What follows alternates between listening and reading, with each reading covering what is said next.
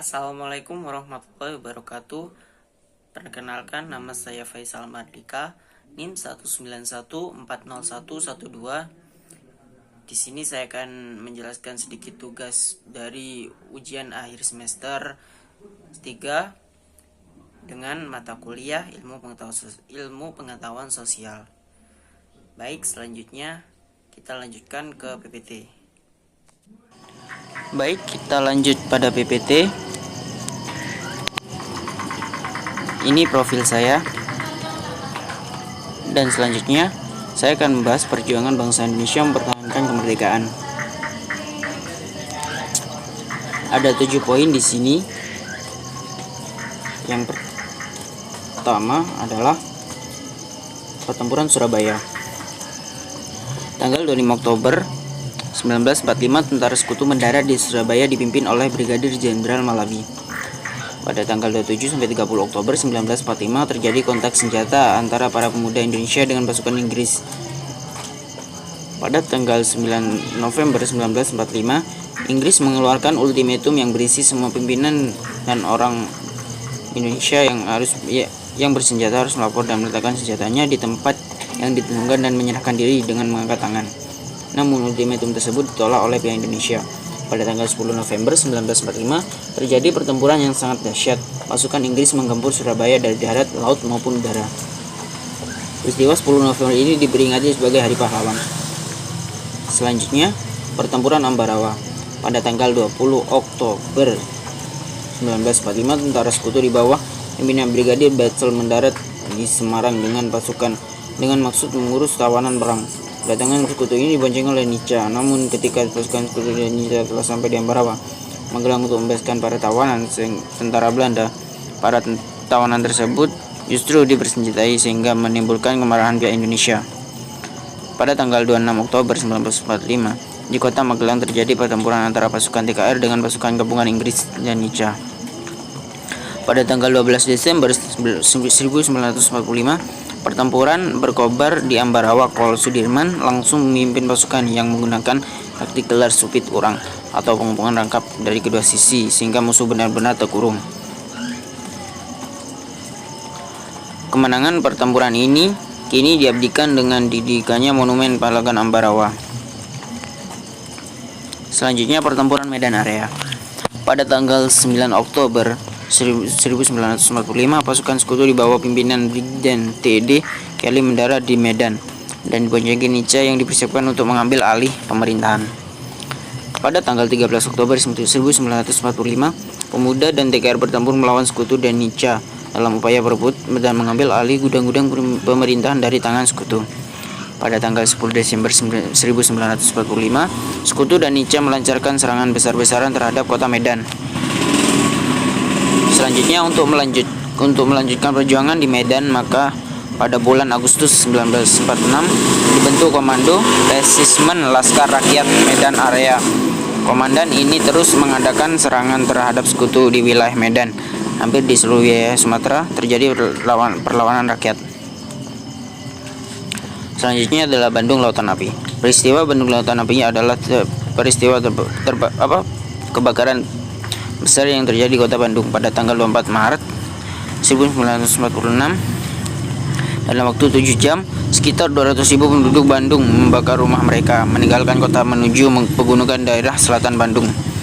Selanjutnya, karena kejadian tersebut, tentara Inggris merasa tidak terima dan mulai menyerang, sehingga pertempuran sengit terjadi. Pertempuran yang paling besar terjadi di kota Dayekut Kolot.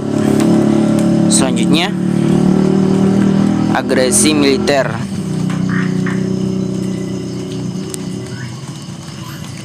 Belanda 1. Agresi militer Belanda 1 diawali oleh perselisihan Indonesia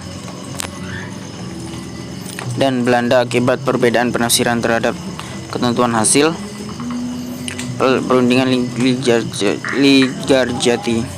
Pada tanggal 21 Juli 1947, Belanda melancarkan aksi polisionil yang terkenal dengan agresi militer 1. Tujuannya adalah untuk menguasai sarana-sarana vital di Jawa Timur, Madura. Pada tanggal 4 Agustus 1947, PBB mengeluarkan pemerintah penghentian tembak-menembak untuk mengawasi senjata PBB membentuk Komisi Tiga Negara atau yang disebut KTN. Selanjutnya, tugas utama KTN adalah mengawasi secara langsung penghentian penembakan tembak sesuai dengan resolusi Dewan Kemampuan PBB. Selanjutnya adalah pemberontakan PKI Madiun 1948. Puncak gerak dari PKI ini terjadi pada tanggal 18 Desember 1945. Latar belakangnya terbentuknya FDR, Front Demokrasi Rakyat, yang terdiri oleh Amir Syarifuddin. Yang kedua, kedatangan musuh dari Uni Soviet yang membawa paham komunis.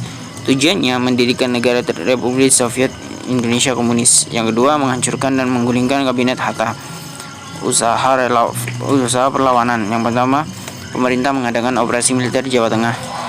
Pemimpin Letkol Gatot Subroto, Jawa Timur. Pimpinan Letkol Sungkono, Divisi 3 Siliwangi. Di Jawa Barat, pimpinan Jenderal Ahmad Yani. Selanjutnya, agresi Belanda II.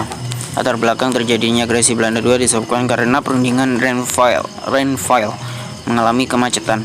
Tujuan Belanda mengadakan agresi militer yang kedua ialah ingin menghancurkan kedaulatan Indonesia, menguasai kembali wilayah Indonesia dengan melakukan serangan militer terhadap beberapa daerah penting di Jakarta. Pada tanggal 19 Desember 1948, Belanda melancarkan aksi polisionil kedua. Belanda menduduki kota Yogyakarta dan diawali dengan penerimaan pasukan payung di lapangan udara Maguwo. Selanjutnya, perjuangan mempertahankan kemerdekaan Indonesia melalui diplomasi. Pertama, Perjanjian Linggarjanti pada 15 November 1946 sampai 5 Maret 1947. Hasil perundingan Belanda mengaku, yang pertama, Belanda mengakui secara fakto wilayah Republik Indonesia yaitu Jawa Timur, yaitu Jawa, Sumatera, dan Madura. Yang kedua, Belanda harus meningkatkan wilayah RI paling lambat pada tanggal 1 Januari. Yang ketiga, pihak Belanda dan Indonesia sepakat membentuk negara RIS.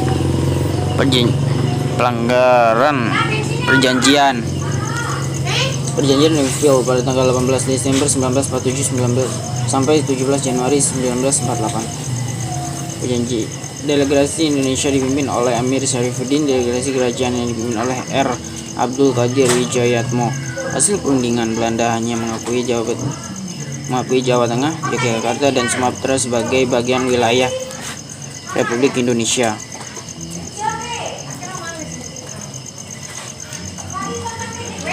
Konferensi Meja Bundar pada 23 Agustus 1949 sampai 2 November 1949.